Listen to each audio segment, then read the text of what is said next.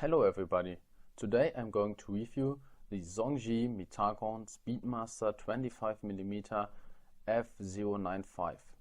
It is a normal focal length lens for the Micro Four Thirds system released in 2015. It is a pure manual lens without electronic communication with the camera. This means you have to set aperture and focus manually.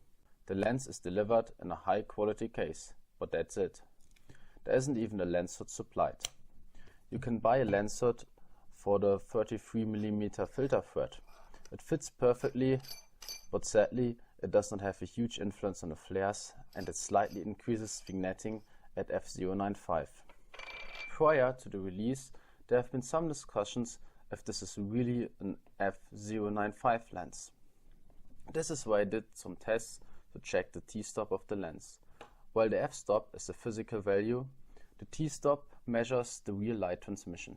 The t-stop of the Mitakon is T1.2 or T1.3. As most lenses have about half of a stop difference between the f-stop and the t-stop, this value is not great, but okay. The extraordinary thing about the Mitakon is that it is a lot smaller, lighter and cheaper than the other 0.95 lenses for the Micro Four Thirds system. It's even smaller than the two Panasonic 25mm lenses. Only the Olympus 25mm lens is even more compact. Does this mean that this is a little marvel, or is it one of those products which look good on paper but fail to deliver? The Mitakon delivers extremely shallow depth of field. Those two pictures were taken from exactly the same point, just the focus was changed. It is also great for low light photography. This image was taken after sunset. A close focus distance of about 10 inches does not allow real macro pictures, but a strong background and foreground blur is possible. I have already published a sharpness comparison with the Panasonic 25mm F1.7. Click the link if you like to watch it.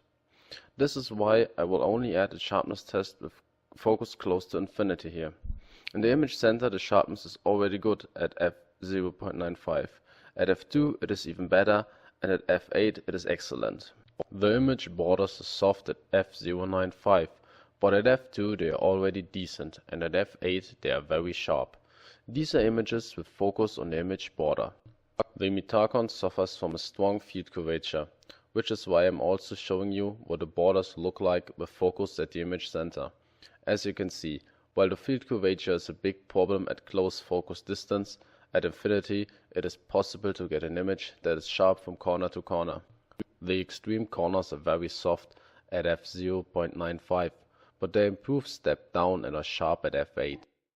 Here is an example of the bokeh at f0.95. In my opinion it is quite decent. The out of focus highlights are also pretty good. The Mitakon suffers from strong flares. This is an extreme case which I used artistically. Here is a more realistic situation. At f0.95 the flare is huge but weak. If the lens is stepped down, the flare becomes smaller but a lot stronger. The flares are gone once the light source is outside of the frame. However, you have to be careful when shooting video. Because of the crop, the sun can be outside of the frame but still affect the lens. In these cases there is a spot with contrast loss near the image center. Longitudinal chromatic aberrations are a problem of almost every fast lens. While they are visible, the Mitakon handles them well, and they are only noticeable in extreme cases. Weak lateral aberrations appear at the image borders in 100% view, but most of the time they are auto-corrected. Fast and lightweight lens is always a compromise. The Mitakon has two big weaknesses: the field curvature and a bad resistance to flares. But overall, it is an astonishing lens, especially considering the low price. Is it a lens for everyone? No.